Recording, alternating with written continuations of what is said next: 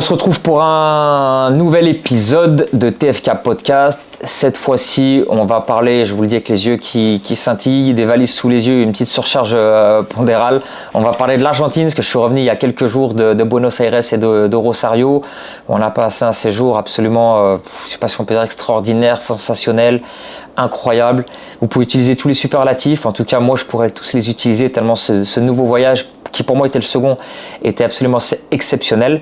Et je voulais vous faire un petit retour d'expérience justement pour vous dire un petit peu ce qui s'est passé, vous raconter l'envers du décor, vous dire mes gros coups de cœur, les coups de chaud aussi qu'on a pris sur place. Kawa et Romantis n'ont jamais aussi bien porté leur nom pour décrire ce pays. En tout cas, c'est la façon dont moi je le décris.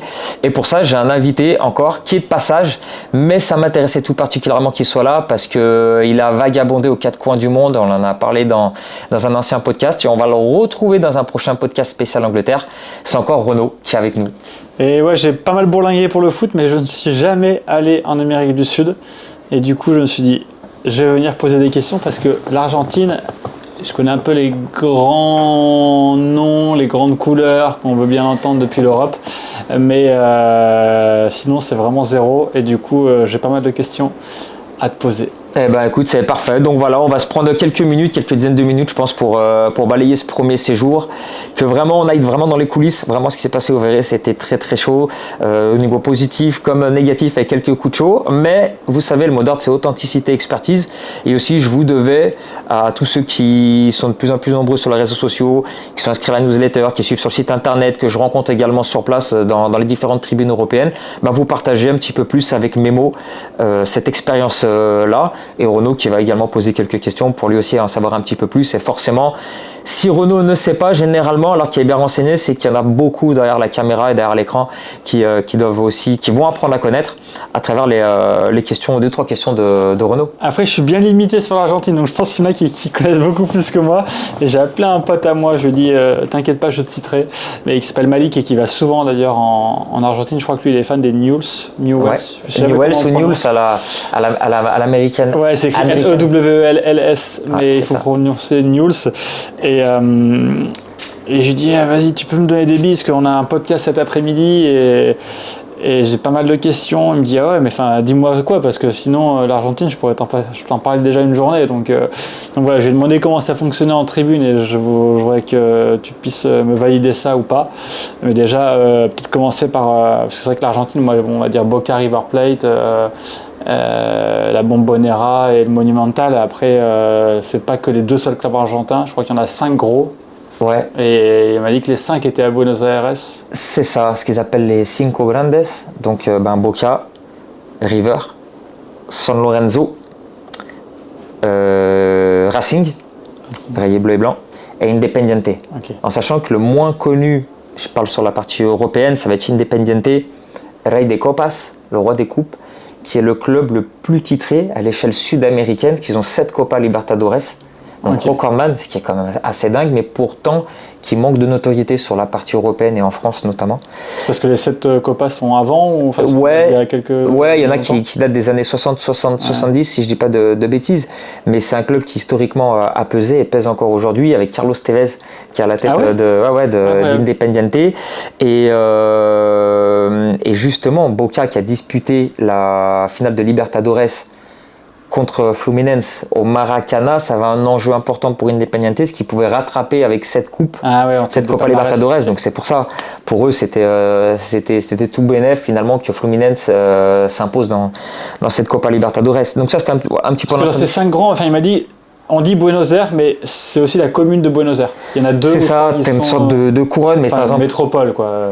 Ouais, c'est le bon terme. T'as le Racing et Independiente qui sont à Avellaneda, qui s'écrit Avellaneda, mais les deux L se prononcent. Est-ce que c'est eux, les deux stades sont proches? Ouais. Mais il y en a 2, les 2 stades sont à 500 mètres. C'est ça, même moi.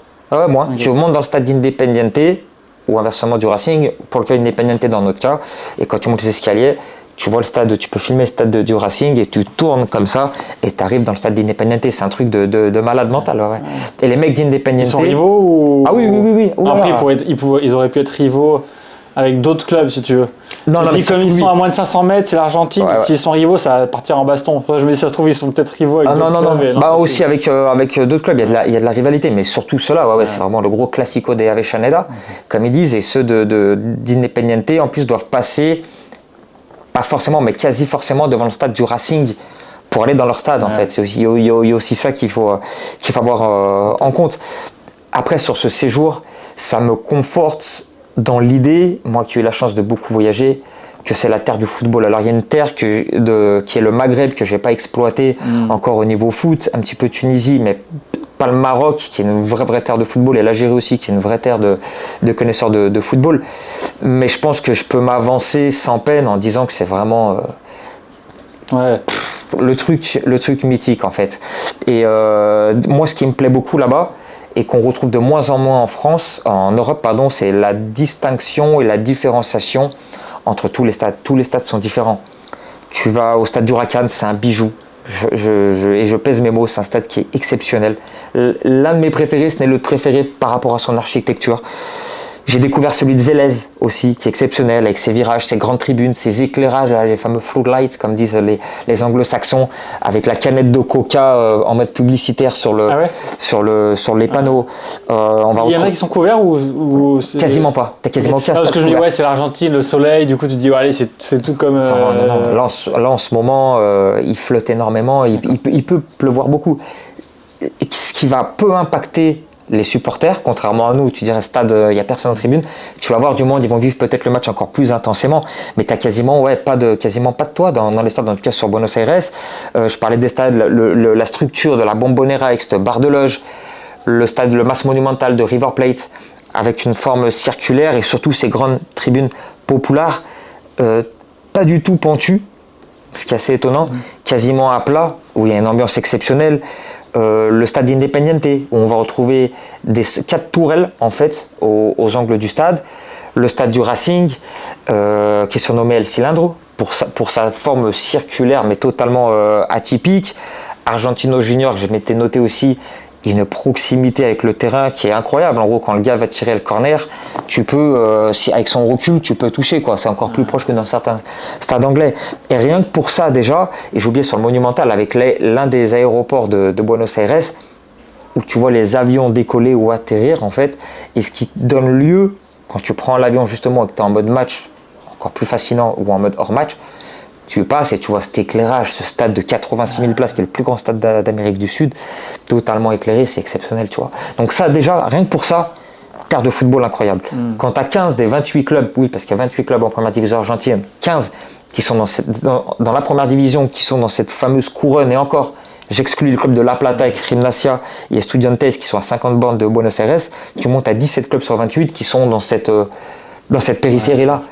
Et ça te conforte dans l'idée que c'est une véritable terre de football et que le football se passe là-bas, avec les 2 clubs de Rosario qui sont à 3h30 de voiture. Ce qui m'a marqué aussi là-bas, c'est que le foot, comme je dis, il est en eux et sur eux. Quand je dis en eux, c'est que tu vas au stade, vidéo à l'appui, j'ai vu de mes propres yeux, mais on le partage régulièrement et on va encore le partager sur les réseaux sociaux, c'est qu'on a vu des nourrissons à 23h, 23h30 au stade, des nourrissons dans le bras de leurs parents. Des anciens qui vont se mettre torse nu, qui vont secouer leur maillot. On va retrouver beaucoup de femmes, énormément de femmes.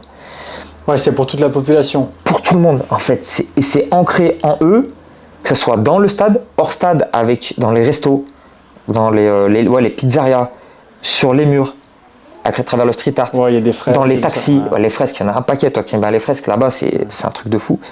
Mais aussi sur eux. Les gens sont beaucoup tatoués. J'ai vu un gars à Vélez dire un maillot de José Luis Chilavert. Déjà, waouh, Chilavert. Et le gars, ça devait être un gardien en club, un fan de gardien, avec sur son mollet, et le gars avait le tatouage de Dibu Martinez quand il fait sa célébration odieuse à la fin pour quand il gagne la Coupe du Monde. Je reviendrai sur une anecdote sur Vélez par rapport au tatouage. Et ils ont aussi, dans le 3e point que je peux citer, après les stades et cette culture foot qui est très forte, c'est qu'il y a une vision non aseptisée encore du football, où le club appartient aux socios, c'est important à le souligner, et où ils participent, ils sont vraiment partie intégrante en fait de la vie du club, ils ont un droit de vote, Et l'autre chose qui m'a beaucoup fait aimer et me fait dire que c'est une véritable terre de football et qu'on retrouvera certainement tu le mentionneras dans ton podcast sur l'Angleterre, qui sont sur les avant-matchs aussi, qu'on retrouve dans les pubs ou autour des stades en Angleterre. Ouais, ça va être la folie de ce que j'ai. Et là-bas, c'est ce qu'ils appellent les préviens. En fait, tu vis le match avant, sauf que nous, je dis nous, hein, j'englobe et je grossis le trait volontairement.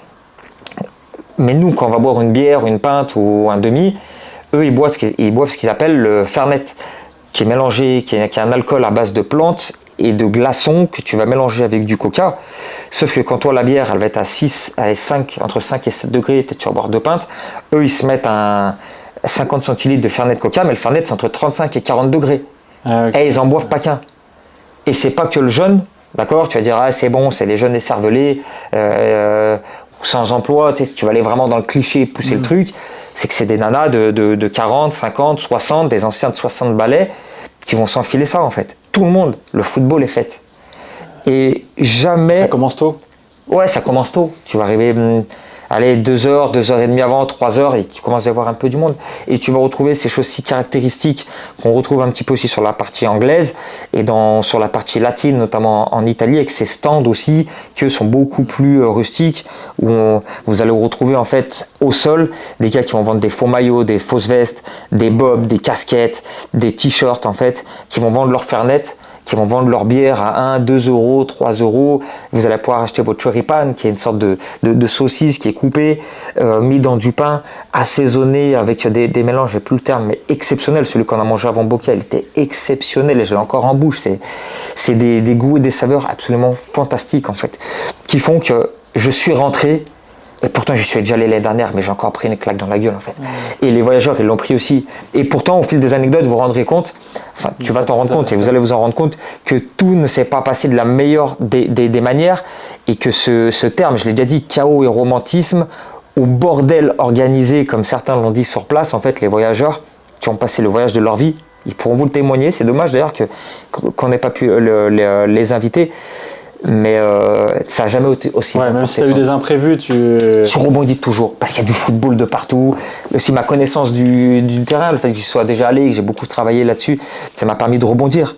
Donc voilà, il y a les 5 clubs, les 5 grands, pour revenir un petit peu sur ta question du départ, mais pas que. Et c'est ce qui fait vraiment kiffer cette atmosphère. Ouais, parce que après quand tu vois les vidéos passer et tout ça, là, je me dis, mais parce que la première chose que j'ai demandé à mon pote, c'est, je lui ai dit, mais c'est quoi, est-ce qu'il y a des clubs de supporters, est-ce qu'il y a des ultras? Il m'a dit, non, mais les ultras, t'oublies. Il m'a dit, t'as pas le mouvement ultra à proprement parler, on va dire au sens de la définition, comme nous on l'utilise. Ouais.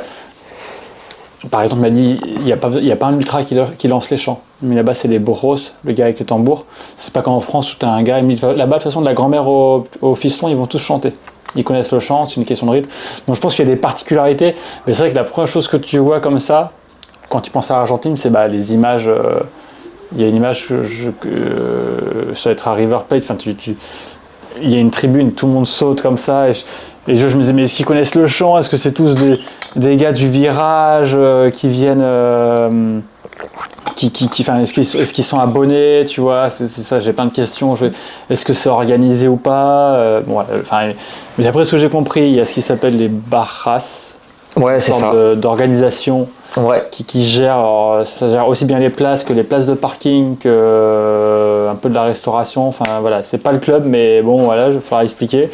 Et après les gars sinon dans l'aspect, je dis festif, c'est pas forcément le mot, mais en tout cas dans l'aspect animation, chant, ça c'est lancé par un tambour.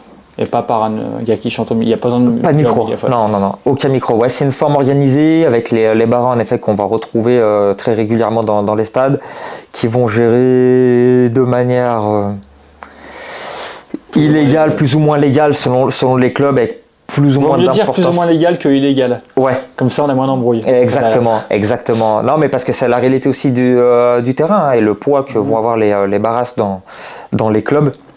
T'as plusieurs barras dans un club? Tu peux en avoir plusieurs aussi. Par virage, on va dire. Ouais, ou dans le stade, mais des fois par virage, qui peut donner lieu, notamment au Racing. L'année dernière, il y a eu des gros soucis par rapport à ça, entre différentes barrasses qui... C'est des groupes? Ouais, c'est ça. Qui gèrent une partie du virage. Ouais, partie du virage, qui peuvent gérer aussi la gestion des parkings, qui peuvent gérer dans certains cas la revente de places, qui peuvent gérer plein de choses, tout ce qui gravite. Le club est au courant et qui, des fois, il le subit. Mais c'est obligé, en gros, tu es obligé de passer par là.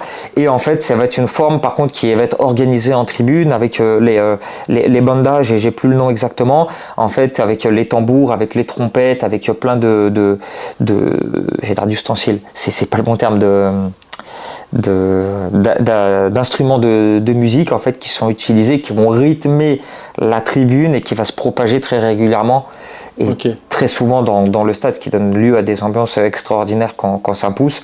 On va casser le mythe aussi tout de suite, c'est pas toujours une ambiance qui est folle de A à Z, ça va dépendre, même que vous soyez à Boca, à River, avec des hauts et des bas, mais par contre quand ça pousse, c'est frisson garanti, c'est quelque chose qui te prend au trip. Ah ouais, c'est marrant parce que c'est vrai que quand tu vois les vidéos, tu te dis bon, c'est tout le temps comme ça. Non, c'est pas toujours comme ça. Je fais des vidéos, donc j'essaie de pas trop tomber dedans, mais je me suis dit, tu vois, c'est par exemple comme le Raja Wydad. Ouais. Je me suis dit, c'est non-stop, ou comme Saint-Etienne. Ouais. Après, les gens vont dire, ils comparent Saint-Etienne non, mais enfin voilà. Je pensais que c'était de la première à la 90e, donc c'est bien que tu dises ça, mais par contre, mon pote m'a dit un truc. Je lui dis, ouais, c'est comment la pyro là-bas? Il me dit, non, mais là-bas, il n'y a pas trop de pyro. Il dit, par contre, c'est des drapeaux, des banderoles et tout. Ouais. Et c'est vrai que finalement, quand je remarque, je vois pas trop de. Alors, je vois des fumis. Enfin, pyro-fumier, ça dépend du terme que tu utilises, mais c'est le même. Avant match, parfois tu vois les gars. Ouais. Mais finalement, c'est vrai que j'en vois peu avec l'Argentine et pourtant les vidéos que je vois sont à chaque fois démentielles. Donc il n'y a pas besoin de fumigène pour que. Ouais, mais t'en retrouves quand même. Moi je suis un gros fan des fumigènes, c'est pour ça. Mais... Ouais, on en avait parlé dans le podcast numéro 3, je me souviens très bien. En fait, tu vas retrouver des fumigènes, notamment sur les prévias ou des pots de fumier. Tu vas en retrouver aussi en tribune, mais pas de manière, ou quasiment pas de manière organisée. C'est le mec qui va faire sa démarche personnelle et qui va craquer son fumier ou son pot de fumée à un moment donné. Ouais, c'est pas comme le derby que j'avais fait au Kosovo où tu as un gars qui pose 30 fumigènes espacés de 3 mètres à chaque fois et il crame tout ça en même temps. Non, mais ça, tu vas l'avoir sur ce qui s'appelle le recibimiento, quand les joueurs vont rentrer. Okay. Et on m'a dit, parce que ça avait été aussi alimenté et entretenu au fil des mois, au fil des années, que c'était le club qui organisait. Et on m'a confirmé que tout ce qui est sur le terrain, par rapport en Europe, par exemple, oui, c'est le club, mais sur la partie argentine, en fait, c'est financé par les barras, par les fans, en lien avec le club et la police pour que ça soit fait de manière propre. Alors peut-être le club, selon les clubs, il y en a qui le club participe un petit peu, hein. Ouais. Tu vois, je sais pas, mais en tout cas, ça m'était confirmé par quelqu'un de la tribune et bien implanté que c'est eux qui payaient en tout cas pour leur club. Donc voilà, c'est aussi à tenir en compte, mais ce qui donne lieu à des recibimientos absolument exceptionnels, où avec des grandes voiles, avec les flammes, et c'est étonnant parce que finalement, quand on est sur la partie européenne, avec nos regards d'Européens, on va dire ah c'est bon, un peu footique, ça c'est le club, c'est la pyro du club. Et quand tu vas là-bas, t'en prends plein les yeux, tu vois. C'est étonnant des fois ce regard différent. Bah après, en plus, surtout s'ils sont associés. Ouais. Tu vois que les gars imaginent un peu le truc. Même si c'est le club, tu vois, si après ils consultent les supporters pour savoir ce dont ils ont envie. Puis après, bon, c'est vrai que parfois tu dis ouais, c'est le club qui fait ça, mais bon, il faut avoir de la maille pour faire tout ça. Hein. Exactement. Donc puis tu as même des assos de supporters qui font les tifos, mais l'argent, parfois il arrive aussi du club, tu vois. Ouais, donc, voilà, j'ai tendance à pas trop tirer sur les clubs pour ça. Mais en tout cas, déjà, si c'est les gars qui prennent un peu part, je dis la chorégraphie, je sais pas le mot qu'il faut utiliser, mais le déroulé, l'organisation, c'est clair que c'est fou. Mais bon, après, moi, c'est clair aussi, la deuxième chose qui me vient en tête quand tu me parles de l'Argentine, bon, déjà, c'était vidéos, ce qu'on peut voir sur les réseaux sociaux, l'ambiance dans le stade. Et après, c'est les primeras, enfin la journée, tu vois. Prévia, ouais. Ouais, Prévia, où t'avais mis une vidéo d'un gars qui était tatoué de partout, tu vois, ces trucs, où des fois, tu vois une vidéo qui circule et puis c'est marqué D2 Argentine, et puis c'est la folie quand même. Donc, C'est ça, ouais. Le football, tu vois, et les voyageurs auraient pu témoigner, ceux qui étaient à Buenos Aires, à Rosario, avec moi, là, il y a quelques jours, quelques semaines. C'est que finalement, leurs meilleurs souvenirs sont peut-être pas forcément au stade, tu vois. Et c'est souvent ce qu'on dit, tu vois, c'est l'aventure, c'est l'expérience globale. Et les scores, même moi, je me rappelle même plus, tu vois, ce qu'on a vécu. Ouais. Et certains me disaient que leur expérience la plus forte, c'est incroyable ce que je vais te dire, elle s'est passée à Argentinos Juniors, qui est le club formateur de Diego Maradona, qui est très porté sur le social par rapport à son histoire. et qui nous avait conviés via un contact que j'ai au sein du club à vivre la première journée de Copa Sudamericana, l'équivalent de notre Europa League européenne, à leur siège social. Normalement, c'est un événement qui était réservé qu'aux socios, et les non-socios pouvaient venir à condition de remplir une aide sociale, de fournir tu contribues quelque chose. C'est ça, c'était des barres de céréales, des petits gâteaux pour les gamins ou dont les familles sont défavorisées, pour leur offrir un goûter après l'entraînement. Et du coup, on arrivait dans ce fameux gymnase au siège social du club, et j'avais dit aux gars, je sais pas trop ce qui nous attend, en tout cas la démarche est cool, et si on veut vraiment être en immersion avec la population, locaux, avec les fans, avec le locaux, c'est ça les gars, faut y aller. C'est pas que aller dans un stade, ouais, c'est pas que moi, ça m'intéresse. Ce que j'aime, c'est les avant-matchs, les à côté. C'est tout ce qu'il y a autour. Et oui, et toi, tu es très sensibilisé en plus par rapport à ça, donc tu peux encore plus appuyer là-dessus, tu vois. Et on arrive en gymnase. Ouais.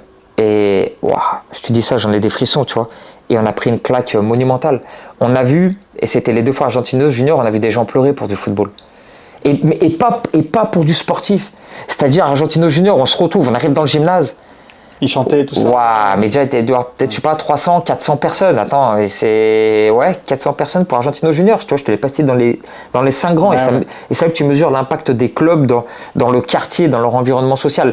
Et les champs épartent au fur et à mesure. Et là, un gars entre 60 et 70 ans, facile, dégarni, qui était vers la porte, qui séchait ses larmes comme ça, tellement ému, en fait. De voir l'engouement et l'ambiance avec la caisse de résonance du gymnase qu'il pouvait avoir alors que le match n'avait pas commencé. Exceptionnel, tu vois. Pareil, on va faire la visite en plus, ils gagnent 3-0 à l'extérieur au Asunción contre un club du Paraguay. 2 jours après, on va faire la visite du stade d'Argentinos Junior que j'ai déjà fait l'année dernière. Et j'avais sympathisé avec celui qui organise les visites en espagnol du Stadium Tour. Mais on est resté en contact et je lui avais dit qu'on est avec un groupe de Français. On va faire la visite. La visite qui normalement dure 1h15, 1h30, dure 2h50. 2h50 la visite. Une demi-journée quoi, 3 heures. C'est ça. Le gars, comme je dis toujours, et ça m'est arrivé à Liverpool, Anfield, à Ibrox pour les Rangers, et que là-bas, où il ne te raconte pas une histoire, il te la partage. Et là où c'était très fort, c'est que dans le groupe, il y avait très peu d'hispanophones qui comprenaient un petit peu peut-être l'espagnol, mais sans plus, quoi. Et le gars, en parlant espagnol, et moi j'ai fait le traducteur tout le long, du coup ça qui était cool aussi, finalement on a co-animé, c'est que les gars, même je pense sans faire la traduction, ils ont ressenti le truc. Et je lui ai dit à la fin, et le mec c'est pareil, il avait les larmes aux yeux quand je lui ai dit, tu vois. Ouais, parce que ça lui a tellement fait plaisir. On parle pas espagnol, mais on a compris ce que tu voulais nous dire. Quoi. Et les mecs ils m'ont dit, les mecs qui étaient dans le séjour, ils m'ont dit, putain, ce gars, et je suis content de la faire avec lui parce qu'on aurait pu la faire en anglais. Mais comme je savais comment c'était passé l'année dernière, je voulais faire avec lui.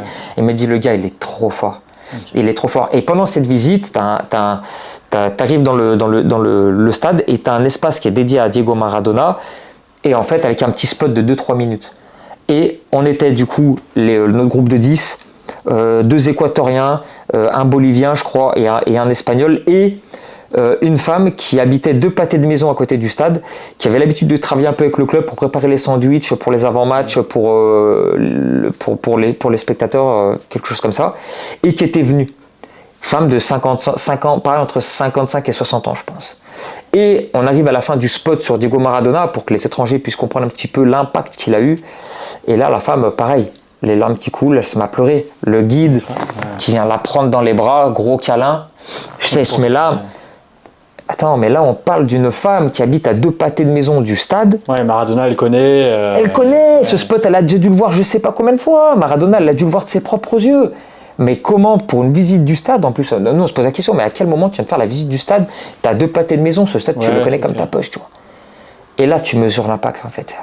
Les Argentins, de manière globale, même si je grossis le trait, ils sont pas comme nous, ils sont pas comme les autres. Et ça, faut aller sur place vraiment pour le comprendre. On a vu 2 personnes pleurer comme ça pour le... C'est comme un...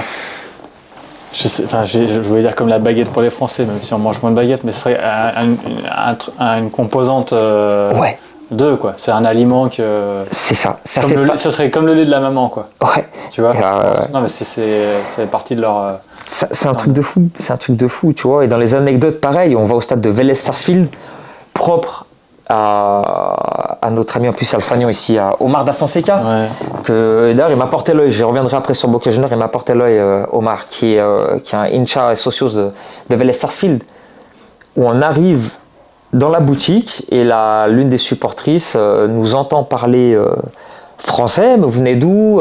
Bon, on vient de France, etc. Ah, trop bien. Et ben après on ira boire un coup et tout. Moi je suis une grande fan de Vélez, je fais 3 heures, 2h30 à 3 heures de route toutes les 2 semaines pour venir voir le club. Ah ouais. Regardez, j'ai le tatouage ici, donc elle monte comme ça et dans la boutique, elle enlève son t-shirt, elle se retrouve femme, je sais pas, 55 ans. Vous pouvez voir la vidéo, elle est déjà disponible sur le compte Insta et sur Twitter. Elle enlève et la femme se retrouve en soutif dans la boutique à nous montrer le premier là. Et regarde lui aussi, c'est la Coupe du Monde, c'est le 2022 Copa del Mundo. Et regarde celui-là. Ouais, c'est pas que les hommes. Ouais. Et elle avait aussi là les 3 étoiles Coronado de Gloria, en gros couronné de gloire avec les 3 étoiles. Et la femme remet son t-shirt. Pour mesurer l'impact, ok, une femme nous branche en 2 minutes, elle se met en soutif devant nous, elle nous montre ses 3 tatouages, d'accord. Elle fait ses 3 heures de route pour venir à chaque fois. Et elle nous dit, c'est pas fini, venez boire un coup après avec nous. On est une bande de potes, on va boire un coup. Regarde. Et là, elle ouvre son sac et tu avais 3 bouteilles d'1,5 litre de Fernet. Mais je suis allé rentrer au stade, les bouteilles, non, on va les poser, on a un coin habituellement, on va les poser là-bas. Mais les gars, venez boire un coup après avec nous. Voilà. Et là, pareil, tu prends encore une claque. Si t'en fallait une autre de plus, tu vois. On monte dans les tribunes du stade de Vélez Sarsfield, qui n'a pas spécialement le club à la meilleure réputation avec les fans, mais en plus c'était le classico entre Vélez Sarsfield et du coup Argentino Junior, tu vois. Et super ambiance. Hein? D1 Ouais, D1, t'es sur de la première division. Et le gars, pareil, nous entend parler, on sympathise un petit peu. Mais moi, vous savez, j'ai du sang polonais, je suis fan du Lechia Gdańsk. Attends, on est dans les tribunes de Vélez Sarsfield, à quasiment 1 heure de route, on s'est tapé des bouchons, on a failli crever avec un taxi qui était complètement cinglé pendant 1 heure. Et t'as un gars qui te parle de Gdańsk. Et là, le mec te parle de Gdańsk, et moi je commence à lui parler de Arka Gdynia, petit clin d'œil à Foot Polak, à notre ami Mathieu et à toute l'équipe d'Extraclasa d'ailleurs qui nous fait vivre l'actualité du foot polonais sur Twitter. Et je lui parle du derby de Gdańsk, qui me dit ouais putain, mais les gars peut-être ils vont remonter cette année, ils ont remporté 2 coupes en 83 et en 2019.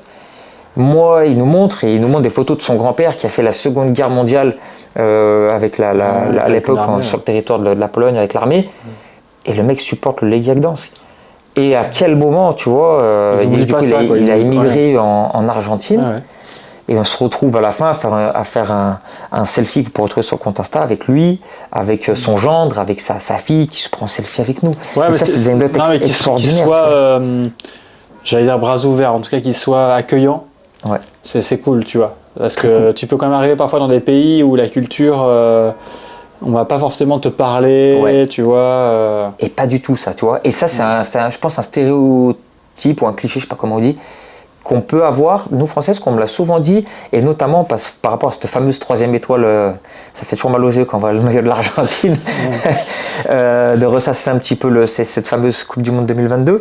Mais ils ont un antagonisme avec les Français ou par rapport à leur comportement, mais pas du tout, du tout, très accueillant. Et ils sont trop fiers, très fiers, et encore une fois, ça conforte ce que tu dis sur la composante du football dans leur vie. Ça, ils sont trop fiers. Je pense qu'ils veulent le partager. Et ils le partagent. Ça, c'est notre club. Regarde comment ça se passe. Tu viens d'où? Mais tu nous as fait tout ça pour venir. Mais venez boire un coup avec nous. Et regarde mon tatouage. Ah, mais on connaît les Paris Saint-Germain, Marseille. C'est comme si tu vas en Corse dans un village, le gars il te dit vas-y, je vais te faire goûter un bout de mon Lonzo, quoi, ou de. C'est parce que ça fait partie de leur culture, tu vois. Là-bas, ça va être. Elle te dit voilà, on va boire un coup et je vais te montrer l'amour que j'ai pour mon club. C'est ça, c'est exactement ça, tu vois. Et c'est ça qui est incroyable. Et je disais, tu vois, parce que je me veux et je me bats pour ce côté authentique et expertise, tu vois. Quand je disais, il nous a porté l'œil Omar da Fonseca. Pour ceux qui n'ont pas suivi quand j'arrive à Madrid avec le groupe, on était faire Atlético Barça, je croise Omar da Fonseca et je lui dis l'Argentine, c'est chaos et romantisme. Il me dit si, mais c'est pas que ça. Et je lui dis l'organisation, elle est toute différente là-bas. Tu m'en parles pas, la billetterie, c'est. Et du coup, il explique, et vous pouvez l'écouter en direct de sa propre voix, qu'à l'époque, il amenait un groupe de 30 personnes pour le super classico Boca River Plate. Et il me dit, j'arrive devant la Bombonera, je bip le billet et il explique, vous verrez dans la vidéo, j'ai 12 billets sur 30 qui sont faux. 12 billets sur 30 qui sont faux. Alors, et c'est là où l'anecdote elle prend encore plus de sens, Omar avait acheté au vice-président de Boca Junior les 30 billets, en fait. C'est ça qui est incroyable. Et je lui dis, oh, mais moi tranquille, je sais, le prestataire. Tu avais validé parce que tu m'avais dit que l'année d'avant, tu avais fait des reconnaissances. Eh oui, je suis allé pour aller ça. tester pour aller voir qui était fiable. Exactement, parce que les mails c'est bien, les appels WhatsApp c'est bien, mais rien ne remplace de la rencontre sur place, l'échange, manger avec les gens et tester l'expérience. Et moi-même j'avais testé sur Bokeh, sur d'autres clubs. Il y a des pays, tu es peut-être obligé d'être là. Ouais, là c'est pour ça que tu me vends un. J'ai rien contre les Lorientais, c'est un exemple, hein, mais tu me vends un pack Lorient-Brest, enfin, Lorient-Guingamp, je sais pas, voilà, l'hôtel c'est ça, et t'as pas besoin de venir avec moi. Exactement. Ce qui se passe dans 99% des cas en Europe, hein, d'ailleurs. Et l'Argentine, t'es obligé de. T'es obligé. T'arrives là-bas. Et du coup, j'arrive là-bas 24 heures après, place pour Boca, donc on attend le prestataire du coup que j'avais testé l'année dernière, j'avais testé sur plusieurs clubs, j'avais mangé avec lui. Donc genre t'arrives le vendredi, t'atterris en Argentine. Oh, on arrive en Argentine. Le samedi t'as ton match. Le vendredi, j'ai envoyé au match d'Huracan contre River Plate, exceptionnel, Huracan qui est 1-0, ambiance de taré, le stade est top. Et là on arrive 2 heures avant le match, on arrive au point de rencontre, et il me dit non, ça va pas être possible, attends. Je fais descente d'organes, comme dit ma femme, tu peux pas faire descente d'organes, c'est que pour les femmes. Mais je me. Livide. Avec les gars qui étaient tous à côté de moi, attends, c'est quoi ce délire? Et en fait, ils ont vécu de l'intérieur le chaos. Pour le coup, c'était pas le romantisme, presque le romantisme, mais ça l'a pas eu. Le chaos de l'Argentine, en fait. Où le truc qui est planifié depuis des mois, il dit non. La chance qu'on a eue, c'est que certains ont pu rentrer avant la fin du match. Parce que du coup, pas tout le monde a pu assister, a pu rentrer avant la fin du match ou sur les dernières minutes dans la Bombonera. D'autres, j'ai pu leur trouver des places, du coup, on était restés une semaine de plus. Il y en a qui ont même prolongé, c'était prévu. Ils sont allés voir un match de Sud-Américain à la Bombonera, donc c'est bien terminé, tu vois. Les coups sur ça. Ouais. Mais si tu veux, le temps passait, on va s'arranger, ça va s'arranger. Tu dois quand même dire à tes clients, on va au match, quoi. Ils ont payé pour ça. Bah oui, mais ils étaient là, ils ont vécu le truc en fait avec moi, et puis ils ont vu, et puis ceux qui me connaissent à travers les podcasts, ceux avec qui on a traversé l'Europe, ceux qui me connaissent bien, ils savent que je suis entier, tu vois, je suis authentique et transparent dans tout ce que je fais. Je vais au bout des choses, tu vois, je suis pas un vendeur de tapis. Et là, ils ont vécu le truc avec moi. Ils se sont rendus compte le bordel que c'était l'Argentine, tu vois. Mais malheureusement, c'est tombé. Qui vient de voir, qui te gère et qui te dit, ouais, tu vas pas rentrer. Ouais, mais en fait, après, il me dit, si, t'inquiète pas, ça va s'arranger. Je dis, bah oui, évidemment, faut qu'on s'arrange. Je dis, tu sais que là, ça fait 24 heures qu'on est arrivé. Il y en a qui, de base, ont fait le trip juste pour ça, on va dire. Ouais, c'est l'argument de base, en fait, parce que nous, on est matrixés par Boca. Quoi. Bah ouais, parce qu'on est matrixés par ça, comme un peu sur l'Europe, Real Madrid, ou tu vois, Dortmund, ou Arsenal, ou Liverpool, tu vois, c'est un peu ça. Et les gens, c'est leur argument, ils savent qu'ils vont pas rencontrer que ça, mais ils y vont pour ça. Et là, le temps passe, ça va le faire. Et moi, j'y crois. Il y a des gars dans le groupe qui me disaient, ouais, on y croit, sois positif, Nico et tout. Après, je t'ai rattrapé factuellement par ce qui se passait. Le chrono, il tourne. Et on arrive à 10 minutes du coup d'envoi. Bah, venez, les gars. Le mec, il me dit, non, c'est pas possible. Et en fait, dans ce gars, il y avait mon prestataire, que je connaissais, et un mec de la Barra. Qui gère, qui est présent sur plusieurs stades. Je l'avais déjà vu l'année dernière, et qui, en fait, gérait la billetterie avec lui. Et ça que moi, je savais pas, en fait, avant. Et le mec, je lui dis en gros, attends, qu'est-ce qui se passe là? Comment ça a pu arriver cette histoire? Le mec hausse la voix, le mec à 1m90 et 1m95 se dit, ouais, je pourrais en témoigner. Bob vissait sur la tête, il me dit, non, mais c'est toi qui n'as pas fait les choses. Non, les choses, je les ai fait correctement. Ça fait des mois que le prestataire, il sait que je vais venir. Ça fait des mois, il sait que Boca s'est déficelé. 10 000 bornes en avion. Exactement. Il me dit non, mais l'argent, il fallait payer avant. Non, mais nous, on arrivait la veille, machin et tout. Au fur et à mesure, le mec de la baraille s'approche de moi.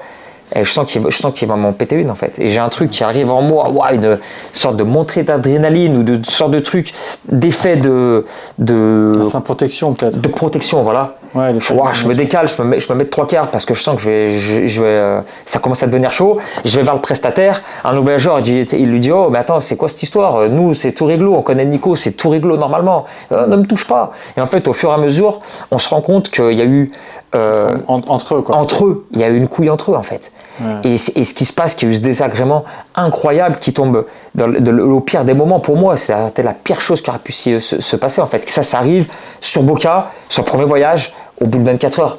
Pire des choses, tu vois. Mais, et c'est un truc de fou, et c'est ce que les gens peut-être ils vont avoir du mal à s'imaginer en fait derrière la caméra, et c'est dommage qu'il n'y ait pas des voyageurs, mais peut-être ça pourrait être l'occasion de faire un autre podcast, toi, qui pourrait témoigner, c'est qu'ils ont vécu le voyage de leur vie. Parce que c'est tellement puissant ce qu'on a vécu, et sur les autres anecdotes que je vais te citer après, tu vois. Quand tu fais un beau voyage, en général, je dis pas que tu retiens les galères, mais quand tu reviens et que tu racontes la galère, tu vois, si le mec était allé voir juste Boca, bon là tu comprends, son voyage il est pété en deux. Ouais. Mais tu vois, je vais en Iran, j'ai eu des galères, en Ouzbékistan, des diarrhées, tu vois, j'étais pas bien. Mais au final, tu vois, le truc qui te pète une journée ou deux, bah, à la fin, ça fait partie. Enfin, tu vois, souvent, ceux qui font de la philosophie ou je sais pas quoi, ils disent l'important, c'est pas le but, c'est le chemin. Ouais. Et en fait, bah, c'est tout ce qui s'est passé, tu vois, où moi je vais souvent en montagne, mais moi, j'arrive en fait, j'en ai rien à foutre du sommet. Tu vois ce que je veux dire? Ce que je veux dire, c'est que mon ascension, où tiens, j'ai vu une biche et tout, auquel sommet, t'as une jolie vue, je kiffe à chaque fois, mais quand je reviens et que je redescends, je raconte l'ascension ou la redescente. Donc je pense que forcément, ça te fait un petit goût amer, mais déjà, tu peux plus kiffer après. Ouais. Sur les autres matchs ça sera arrivé le dernier soir. On t'enlève le caramel du sundae, tu vois. Ah, c'est ça. Mais là, au début, tu vois, derrière, tu vas plus kiffer. Bon, après, tu me dis qu'en plus, il y en a qui t'ont rattrapé le coup. Qui sont restés. Exactement. Après, tu t'arranges. Et après, je me s'arrange avec eux. Je pense bien que les gars, tu veux pas leur faire à l'envers. Non. C'est pour ça que je faisais absolument pas une question d'argent. Mais ouais, c'est l'Argentine. Mais voilà, c'est l'Argentine. On dit souvent c'est l'Argentine pour dire c'est le bordel en tribune. Mais de partout. Finalement c'est l'Argentine aussi. Mais c'est ça, quand c'est le bordel en tribune, c'est l'Argentine. Ça arrive au Omar Da Fonseca et ça arrive aussi bien à Omar Da Fonseca que Nicolas de The Fat Culture, on va dire. Ça peut arriver à n'importe qui. Quoi. Exactement. Et c'est ça qui est complètement dingue, tu vois. Mais après on s'est gavé sur Independiente. San Lorenzo, tu vois, on a le fameux match de San Lorenzo, c'est pour l'ouverture de la Copa Libertadores, ils reçoivent en plus Palmeiras, tu as la rivalité entre club argentin, club brésilien, tu as quand c'est comme ça, pour le match d'ouverture, c'est quoi, ils lancent tous des rouleaux de papier toilette? Non, là il n'y avait pas. J'imagine un peu comme à Séville, tu vois, vu que j'imagine un stade ouvert, je me dis comment sont les festivités, tu vois, des vagues dans la tribune. Parce que mon pote m'a dit que c'était aussi pas mal le club qui, bon, comme je dis, les supporters sont partie prenante, mais il y a le club qui impulse pas mal de trucs pour des banderoles ou des machins. Je pense qu'ils doivent peut-être fournir un petit peu, parce que je pense que les gens n'ont pas les mêmes moyens financiers qu'en Europe. Ouais. Et du coup, je sais pas, quand il y a une banda, tu dis les trompettes et tout, ça c'est quoi? Je sais pas comment c'est financé, ça je t'avoue, j'en ai. En tout cas, il y a ça dans les. Ouais, dans tous les stades. Tous les stades, tu vas retrouver ça, du club de 3e division jusqu'à. Bah rien qu'une trompette, moi ça me fait kiffer parce qu'en France on a les tambours, tu vois. Ouais, et c'est là qu'il y a d'autres instruments. Parce que nous on va voir un œil un peu, les footix, c'est bon, c'est un mode rugby, il va jouer de la trompette. Et en fait quand tu arrives là-bas, parce que c'est dans leur culture et tu vis le truc totalement différemment, tu vois. Mais il y a cette partie prévia, il y a cette partie l'arrivée de la banda du coup qui arrive dans la tribune, tu vois. Et ça qui a un moment aussi très solennel où tout le monde se réunit autour, tout le monde danse, tout le monde chante, tu vois. Et ils vont s'installer dans l'endroit dans la tribune qui leur est dédié, tu vois. Et ça c'est important. Et à San Lorenzo c'est pareil, tu vois. Mais San Lorenzo, t'arrives. Ce stade, il est vraiment particulier. Il est simple, mais à la fois exceptionnel. Tu as un virage, mais qui est monumental, le virage. Grand pan de virage. Les latérales, elles suivent, tu vois. Et c'est vrai que tu as des bandes de partout, des banderoles de partout. Et toi, ce qui m'avait marqué aussi par rapport à ça, quand je te disais tout le monde participe au foot dans le stade, c'est que là-bas, j'ai vu des PMR, des personnes à mobilité réduite, qui arrivent en fauteuil roulant. D'accord ? Qui s'ambiance. Oui et non. Elle s'ambiance, mais dis-toi, il n'y a pas de place mobilité réduite. Le mec, elle se retrouve en virage sur la partie parvis, c'est impossible de monter dans les escaliers. Derrière une grille où devant, tu as une banderole. Et le mec, il est en fauteuil roulant. Ah oui, il voit pas le match en fait du coup. Il voit pas le match. Mais son match, c'est les tribunes, je pense. En fait, c'est ça. Tu perçois le son. En Inde, je m'étais dirigé au stade en fermant les yeux, en écoutant les supporters pour voir où est-ce qu'il était. Je pense que c'est ça, le gars, il a une banderole devant lui. Ouais. Bah, il sait quand il y a une action, quand ça vrombit un peu dans le virage. Mais voilà, il faut s'imaginer le gars qui est en fauteuil roulant, voilà. Tu viens pas pour voir un score. On te dit que tu te souvenais pas des scores. Ouais. Mais là, tu vois même pas le match. Tu viens pas pour le match, mais là, tu le vois même pas. Ni pour le score, ni pour le match. Ouais. Voilà, c'est la latérale qui reprend les champs. On voit dans des vidéos les gestuels. Faut voir, c'est le bras cassé comme ça qui vient. Et parce que du coup, ça me fait penser que mon pote Malik, lui qui est fan des Newell's, m'a aussi dit ok, maintenant tu as des clubs qui sont connus, mais les Argentins, ils ont tellement ces clubs dans le sang parce qu'en fait, à la base, ce sont des clubs de quartier. Donc c'est ce qui fait aussi la force et l'amour qu'ils ont, tu vois, pour leur club. Ouais. Parce qu'initialement, c'est pas des clubs, on va dire, créés de toutes pièces par un laboratoire pharmaceutique ou financés par je ne sais qui, même si maintenant, voilà, les grands, on va dire que quand c'est grand, il y a forcément du marketing autour et que ça devient des marques internationales, mais qu'à la base, c'est quand même un club populaire de quartier. C'est pour ça aussi qui fait que les gens, ils ont l'amour à fond. Donc je suppose aussi que dans leur quartier, c'est d'être décoré à Rosario, tu vois, aussi. C'est ça. Rosario, c'est vraiment particulier. C'est peut-être un cas spécifique encore parce que donc pour l'imager, il faut que vous montiez un petit peu au nord. Rosario a 3h30, 4h de bus en fait pour y aller. Nous on l'a fait, on a eu la chance de vivre un match exceptionnel qui est Newell's au Newell's Old Boys contre Boca Juniors, donc exceptionnel. Grosse affiche quoi en plus. Ouais, énorme affiche, intérêt sportif aussi parce que les deux clubs jouaient le top 4 en Copa de la Liga qui est la compétition à côté du championnat. Et en fait la ville est délimitée. Et quand tu arrives en bus, pareil, la vidéo est disponible sur Insta, tu vas voir des trottoirs aux couleurs et des piliers électriques aux couleurs. Donc jaune et bleu pour Central, Rosario Central, le club de Di Maria, et rouge et noir pour Newell's. D'accord. Et donc ça, tu vas le retrouver partout. Donc tu sais dans quel quartier tu te trouves. Okay. En fait. Et c'est pareil, je vous renvoie sur le podcast numéro 2 avec Vincent Serrano qui nous avait expliqué ce derby, ce grand classico rosarino. Et pareil, il disait qu'il y a un garagiste dans son recrutement quand il intervenait, il se devait de savoir parce que lui était pro Newell's et que forcément c'était pas dérangeant mais que forcément ça allait pas coller avec un mec qui allait voir il y a des lundis matin et des vendredis soirs mais oui, week-end mais c'est pas que ça justement, pas que ça, c'est que ça se passe toute la semaine tout le temps et le gars il arrive dans le garage, il y a du rouge et noir partout. Si le mec il vibre que pour Central, bah ça va pas le faire, tu vois. Et là c'est marrant sur Rosario, un truc improbable dans les anecdotes, c'est que on va manger dans un resto en ville, on va voir la fresque de Messi qui est immense, une fresque avec Di Maria et Messi aussi en opposition avec le maillot de l'Argentine qui est top. Et on arrive et on voit une sorte de vitrine avec un affichage dessus avec Benoît Bastien en grand, notre arbitre de Ligue 1. Qui fait la couverture d'une vitrine, et en fait c'est le syndicat des arbitres argentins qui se trouve à Rosario, et en fait c'était leur fief, et ils ont mis un arbitre de Ligue 1, Benoît Bastien. Alors imagine la gueule que j'ai tirée quand tac je marche.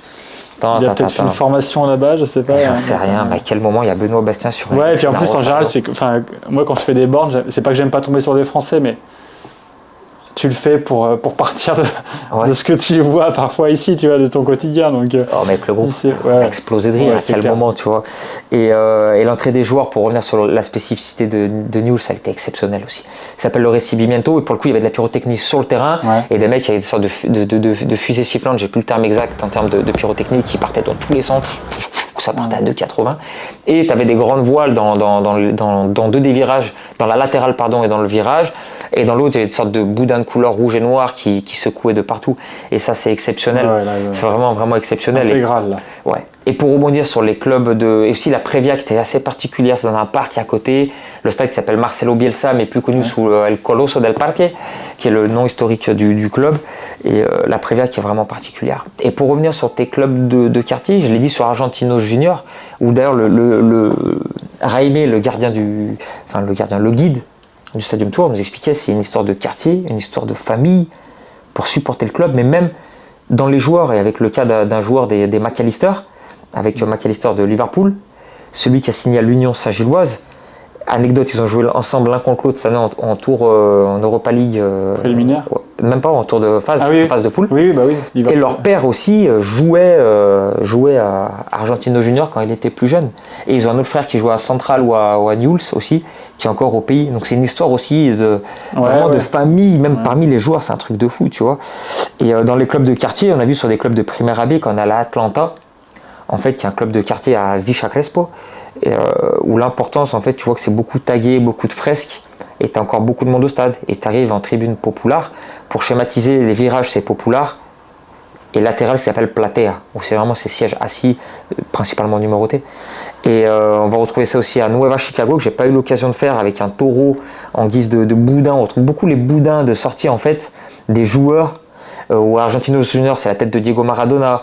À Vélez, c'est un château Fortín en fait pour le ils ont un peu leur emblème à chaque. C'est ça. Et là-bas, c'est un taureau. J'ai pas eu l'occasion de faire. Et on retrouve aussi le club Defensores de Belgrano, qui est un club de D2 aussi qu'on a fait. Mais c'est incroyable. Le match avait lieu à 15h30 ou 16h. Ouais. Le stade était quasiment rempli, quoi. Ouais. C'est un club de quartier à côté de River. Et c'est incroyable. Et l'impact aussi social qu'il a sur les gens. Donc c'est pour ça que... Et on retrouve beaucoup cette similitude sûrement sur la partie anglo-saxonne aussi en Angleterre, où l'impact du club, en fait, on va suivre le club jusqu'en D1, D2, D3, D4, parce que c'est comme ça, c'est une histoire familiale, c'est une histoire de quartier, c'est une histoire d'habitude. On ne supporte pas le gros club. Donc en tout cas, si on le supporte, on supporte your local team, en fait. Ouais, même voilà. Quand je fais des déplacements, souvent on me dit t'aimes qui? Enfin, je dis moi je suis de Grenoble, j'aime que Grenoble. En fait. J'aime que Grenoble. J'aime bien aussi certains autres supporters quand j'y vais, tu vois. Oui, mais c'est ton club de cœur. Mais voilà, si on me dit, je dis Grenoble, la Ligue 2, on y est depuis 12 ans et puis on y reste, quoi. Ben voilà, tu vois, mais c'est ça, c'est les Diguerres, c'est le Stade des Arts. En premier, tu vois. Bah oui, mais parce que c'est comme ça et parce que tu as été éduqué comme ça, vécu. Je sais pas si je suis argentin, mais en tout cas, je comprends ce truc de. Ben oui, mais ça se perd beaucoup, tu vois. Ouais. Oui. Et par exemple, je sais qu'il y a mon filleul qui est hors caméra. Et je pense qu'il aime le Paris Saint-Germain. J'ai voilà. Contre Paris. Mais c'est vrai qu'il n'y a pas d'attache. Moi, j'aime cette attache native. On va dire, où tu arrives dans une ville, tu grandis. Après, parfois, il y a aussi le fait que des gens... Je pense qu'en Argentine, il y a aussi... Tu sais, quand tu dis, la dame te fait boire un coup. Enfin, c'est pas question d'alcool ou pas d'alcool, mais la dame t'invite à boire un coup. Le gars te dit, mais il parle avec toi. Donc, tu vois, parfois, tu arrives, tu es étudiant dans une ville où tu déménages avec tes parents. Il y a aussi des gens qui t'initient. Ouais. Donc tu peux être fan inconditionnel du GF38 sans être né à Grenoble. Et là je me dis, t'arrives parce qu'il y a des gars qui ont des bons supporters et tu partages GF38 ou d'autres. Je suis sûr qu'à Saint-Etienne ou chez nos rivaux, alors nous c'est Valence, mais ils n'existent plus vraiment. Mais ils sont à Valence. Je peux dire, voilà, je pense que dans chaque club, tu as aussi des gars qui comme ça aiment accueillir les autres ou partager, que ce soit un membre ultra ou un supporter lambda, tu vois. Mais qui aiment partager avec les autres, et c'est un peu ce que je ressens en Argentine. Tu dis que les gens sont accueillants, et qu'ils disent attends, je vais te montrer ci, je vais te montrer ça. Après, il y a ce process un peu d'identification à ce club ou d'attachement qui fait que tu aimes. Voilà, tu n'as pas besoin d'avoir vécu 20 ans dans une ville pour avoir le droit de dire il n'y a que ce club que j'aime, mais je comprends. Enfin voilà, c'est parce que mais après, tant mieux. Encore une fois, j'ai rien à redire sur quelqu'un qui aime un club même s'il n'y habite pas. Parce qu'il y a aussi, il a un process d'attachement qui est différent. Aujourd'hui, c'est peut-être par rapport à un joueur qui est connu, où le club est tellement rayonnant que tu as cet attachement-là. Mon neveu, il habite plutôt en Suisse et il n'a rien à voir avec le PSG, mais il va se retrouver attaché à ça, quoi. Et toi, le coup de cœur, je pense que les gars ont envie de supporter un club argentin, etc. Parce que par l'accueil des gens qui t'y ont fait l'hospitalité. Mais c'est ce qui s'est passé, tu vois, il y en a plusieurs qui m'ont dit... Vamos Argentinos Juniors, alors qu'ils n'ont pas vu un match. On a juste fait la visite du stade et on a vécu ce très fort émotionnellement dans le gymnase. C'est l'histoire d'un truc que tu ressens pour un club. Exactement, tu vois. Et ils ont passé des super moments dans les stades, tu vois. Ils ont vécu des ambiances dingues. Je te parlais des ambiances aussi Independiente, tu vois. On est en avant-match, on est à la Previa. Le mec, vous pouvez le voir sur des vidéos, il a mis leur surnom, le diable, c'est leur emblème. Le mec, il a mis un masque du diable, il monte sur les épaules avec son fernet en train de sauter. Des trucs irréels. Et puis là, il y a une nana qui arrive, pareil avec sa fille et son gendre. Et elle vient brancher. Il y avait un voyageur d'origine malienne, Aruna, que je salue et qui en a passé un super moment. Eux, ils voient pas en fait des personnes qui ont la peau noire, tu vois. Et du coup, un peu fascinés, et ils viennent te brancher. Et du coup, on commence à discuter. Et la femme, peut-être au bout d'une demi-heure, elle est en train de fouiller dans son téléphone pour essayer de te trouver une vidéo et une photo lors d'un ancien classico de Avellaneda entre le Racing et Independiente, où les supporters d'Independiente avaient craqué de la pyro et tout ce qui est pot de fumée et fumée pour que ça déclenche une fumée rouge qui se déplace au-dessus du stade du Racing qui est bleu et blanc en fait. Et la femme t'expliquait avec fierté, elle était en train d'écumer toutes les pages Google en fait pour trouver la meilleure photo, la meilleure vidéo en fait. Parce qu'elle était fière en fait. Mais tu dis, les gens qui à quel moment ta maman ou la maman d'un de tes proches en fait, déjà elle va s'envoyer des grands fernets à 40 degrés et c'est peut-être pas le premier d'ailleurs. Plein gosier, à te parler de pyro à 55 ans sur un classico, alors que là... Non mais elle a des rêves que tu comprends, je veux dire, elle partage des choses, tu la vois comme ça, tu dis, tu calcules même pas qu'elle est supporter, en fait, elle te donne des trucs, elle te raconte des histoires que tu kiffes, quoi. C'est ça. Quand j'avais été en Iran, en fait, j'avais pris une photo d'un gars et de sa femme en scooter, et ils étaient tous les deux fans d'un club rival. Et en fait, lui fait signe, je sais plus ce qu'il fait comme signe, genre 3, parce qu'il a gagné 3-0 le dernier derby contre eux. Et sa femme, elle est à l'arrière, et puis elle me fait comme ça. Et en fait, je demandais à mon pote Thierry, il fait ouais, c'est parce qu'en fait, eux, ils ont 4 titres de champion. Ah ouais. Tu vois, et donc, pareil, tu vois, tu dis la nana à l'arrière du scooter, on t'arrive, un peu, t'es dans ton cliché, elle doit pas trop s'y connaître. Dans le foot, tu parles d'abord avec le gars. Et puis en fait, elle te place un petit truc. Voilà, c'est des petits trucs, tu vois. Elle te place le coup de la fumée au rouge pour aller sur le stade de blanc. Et c'est ça qui est fascinant, tu vois. Et toi, comme moi, et comme je sais qu'il y a pas mal de personnes qui regardent aussi le podcast et qui se retrouvent dans ce côté poétique, romantisme, le partage. Non, mais c'est cool, c'est-à-dire qu'il y a plusieurs tranches d'âge qui vont au stade, plusieurs catégories de sexe. Moi, c'est vrai que parfois, je vais dans les stades où je parle avec des gars, je dis putain, mais tu sais qu'il y a que des femmes. Je dis que des femmes. Il n'y a jamais que des femmes. Mais parfois, ça te surprend vraiment. Tu dis, putain, mais il y a plein de femmes qui vont au stade, tu vois. Parce que par rapport à nous, il y a plus d'hommes, tu vois. Enfin, ça dépend des villes, tu vois. Par exemple, Séville, il y a beaucoup de nanas, que ce soit des jeunes ou des vieilles. Hein. Mais ouais, c'est particularité. Je pense que c'est clair que ça doit faire... ça doit être une des raisons de plus de kiffer... pas parce que c'est des femmes, je veux dire, mais de cette mixité qu'il y a au stade. Exactement. Puis les femmes tatouées, tu vois, c'est aussi quelque chose sur la partie européenne qu'on voit beaucoup moins. Et après, au-delà de ça, donc là, c'est que j'ai beaucoup fait le focus sur le foot, mais ce que les gars, ils ont kiffé, en fait, c'est la découverte des différents quartiers. En fait, qu'on aille sur le marché de San Telmo, qu'on aille dans le quartier de la Boca, Bob à 2 €, c'est combien un Bob Bob, des trucs un peu contrefaits, moi ça me dérange pas le contrefait. Ça va entre 5 et 10 €, mais tu trouves de tout, tu vois. Et les maillots à 10 balles, 15 balles, ça dépend. Non, et même pour aller... celui-là, c'est... émotionnellement, tu vois, déjà Batistuta, après pour ma génération, tu vois, c'est un truc et pourtant c'est le maillot de... Ça c'est les 80, Batistuta, 70-80, ceux qui sont nés en 70-80. Voilà. Les 90, c'est que je suis pas sûr qu'ils connaissent, mais non, tu l'as acheté là-bas. J'ai acheté là-bas. Ça coûte combien ça ? Ça, j'ai dû le payer 15. Ah ouais, 15, magnifique. voilà. C'est magnifique. Mais t'as ce côté justement entre les faux maillots, la visite des quartiers. Oui, non, mais ça fait partie du truc. C'est tout, c'est tout. Et la bouffe. Quand je vais à Galatasaray, je me pose pas la question de savoir si c'est un vrai maillot dans la rue ou pas. Je kiffe le maillot, la couleur ou machin, ou l'écharpe. Peut-être des écharpes à 3-4 € ou 5 €. Si c'est l'écharpe qui me plaît, je me pose pas la question de savoir. Exactement, mais ça fait partie du charme, comme tu dis, pour la Turquie. Voilà, c'est pareil. C'est juste un partout. Et en fait, tout est décuplé. C'est pour ça que si je voulais faire ce podcast sur l'Argentine, c'est pas pour faire le marchand de tapis, parce que les 2 prochains voyages, ils sont déjà... ils sont complets. Ils sont complets. J'ai tellement d'y retourner. En 2024 là ? Ouais, novembre 2024 et mars 2025 déjà. Avant le podcast, il m'a dit c'est complet. Donc c'est pour ça, il y a un engouement qui est incroyable. Je travaille déjà sur des listes d'attente. Alors pour moi, c'était impensable, tu vois. Mais après, c'est aussi le concept qui se développe de plus en plus. Beaucoup de bouche à oreille. Les gens voient que ça se passe bien, les gens y kiffent. Et puis ils vont... Destination un peu insolite aussi. Enfin, aussi, ouais. Ça permet de sortir des classiques européens. C'est Même ça. si en Europe, on n'a pas du tout fait, loin de là. Ouais. Parce que tu dis, ça fait aussi un peu le concept vacances et foot, tu vois. Ouais, c'est ça. Si je te dis, tu vas faire de la D2 polonaise, bon, moi c'est mon kiff. Pareil.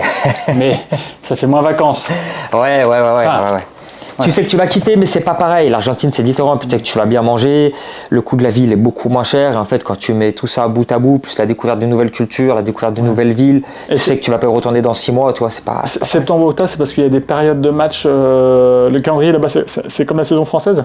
Non, c'est différent. C'est septembre-avril ou c'est... Non, c'est de février à novembre. Là. C'est pas pareil. En sachant que tu as un championnat de 28, tu as 27 journées qui se jouent avec un champion. Et auparavant, en tout cas cette année c'était avant, l'année dernière c'était après le championnat, tu as la Copa de la Liga.